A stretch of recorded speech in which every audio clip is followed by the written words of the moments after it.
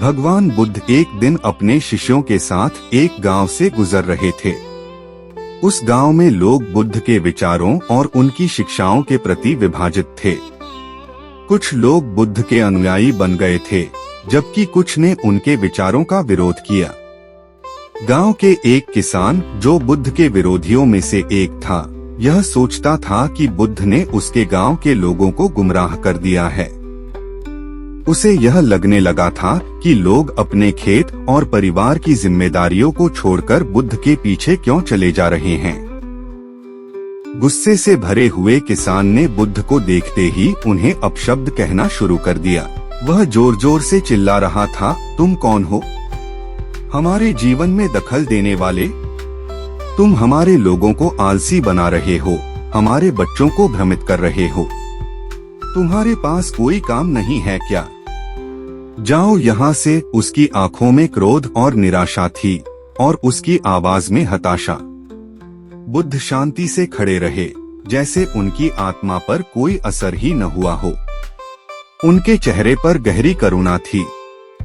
वे बस उस किसान की तरफ मुस्कुरा रहे थे, जैसे वे उसकी पीड़ा को समझ रहे हों। उनके शिष्य जो पास खड़े थे, यह देखकर बहुत बेचैन हो गए। वे सोचने लगे कि इस किसान को रोकना चाहिए। उन्होंने बुद्ध से कहा, भंते, यह व्यक्ति आपका अपमान कर रहा है, हमें उसे रोकना चाहिए।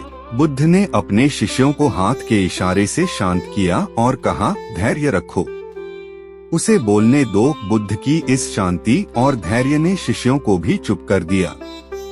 किसान, जो पहले ही बहुत क्रोधित था और अधिक चिल्लाने लगा, वह सोचता था कि उसकी बातें बुद्ध को गुस्सा दिला देंगी, लेकिन बुद्ध की शांति देखकर वह और चिढ़ गया।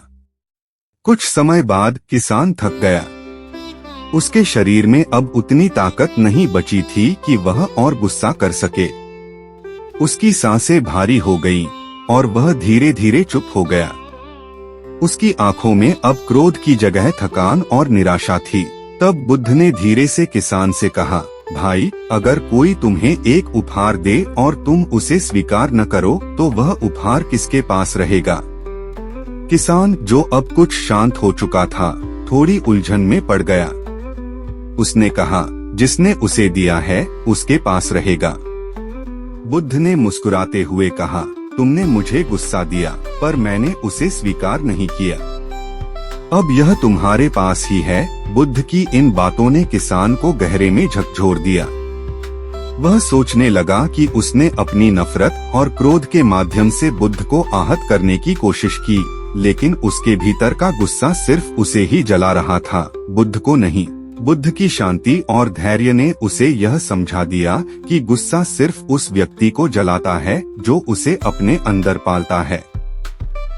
किसान की आंखों में आंसू आ गए। वह समझ गया कि उसके भीतर का क्रोध, दर्द और असंतोष उसका ही बोझ बन गया था। उसने बुद्ध के चरणों में गिरकर माफी मांगी और कहा, मैंने अपने ही अज्ञानता और क्रोध में डूबकर आपको गलत समझा। आपने मेरी आंखें खोल दी। बुद्ध ने उसे उठाया और प्रेम से कहा, जीवन में सच्ची शांति तब मिलती है जब हम नकारात्मकता को छोड़ देते हैं और करुणा को अपनाते हैं। किसान ने उनके शब्दों को दिल से स्वीकार किया और अपने जीवन में गहरे परिवर्तन की शुरुआत की।